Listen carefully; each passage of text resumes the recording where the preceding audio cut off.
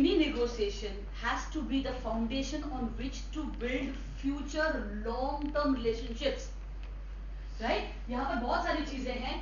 It should be conducted in a professional manner लिखा हुआ है. यहाँ कहा है कि monetary and non monetary dynamics दोनों को कंसिडर करना बहुत जरूरी है, सिर्फ प्रॉफिट नहीं. समवेयर पीपल, ठीक है, impact on their lives, their career, their profession, okay, the impact that the public will have on you, goodwill of the company, whether you are following your vision and the values or not. ये सारी चीजें consider करनी पड़ेगी before taking a decision. Decisions can not be only monetary when it comes to negotiation. If it is purely monetary only, it has to be lasting. It has to be lasting. Exactly, it's a क्योंकि कोई भी decision अब अगर आप लेते हैं, simple example, हम बोलते हैं कि ऐसा सप्लायर को पेमेंट मत कर, रोक दे उसका पेमेंट, 2 महीना नहीं कर देगा उसको, 2 महीना पेमेंट मत कर. It's a simple thing we said Wednesday सुबह 9 o'clock, क्योंकि बैंक में पैसे नहीं थे, वेरी सिंपल.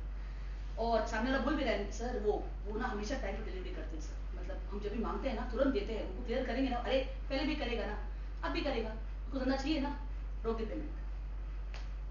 ये रोक दे payment could be a very strong statement that you made. आपके लिए वो निकल गया था, वो बहुत strong statement था. For all you know, क्योंकि वेंडर खुद के पास वो नॉलेज नहीं रखेगा ना. 5 बार फोन करेगा, 15 बार फोन करेगा, 20 बार फोन करेगा, एक लड़की बिठाई देगा, 10,000 रुपए पगार देते, तेरा काम है कॉल करना, रोज 5 बार कॉल करना. That's all the day does. But market में फैल गया, ये माल लेते हैं, पैसा देते नहीं. For short term के लिए आपने शायद वो पैसा बचा लिया, but now long term nobody wants to deal with you because they think honestly you will not do it. उस moment पे वो पैसे नहीं थे इसलिए आपने decision लिया, but somewhere the impression has been created that you will constantly do it with everybody. The goodwill of the company is over. Likewise with customer को मालूम है, भाई उस moment पे नहीं मालूम था कि उससे better rate पे मिल रहा है कोई चीज, उनको नहीं मालूम था, आपको मालूम था. आपको ये मालूम था शायद 2 दिन के बाद मार्केट में रेट गिरने वाला है. आप प्रेशराइज करके सब नेगोशिएशन टैक्टिक यूज करके you are convinced him to buy a product which will cost lesser in just 2 days time. For all you know, आपको पता नहीं था कि 2 दिन के बाद गिरने वाला है, लेकिन क्लाइंट तो ऐसा नहीं सोचेगा. 2 दिन बाद जब मार्केट में रेट गिरेगा वो बोलेगा इसको मालूम था. ऐसे कैसे मालूम नहीं होगा इसको, और मेरे को इसने फंसाया.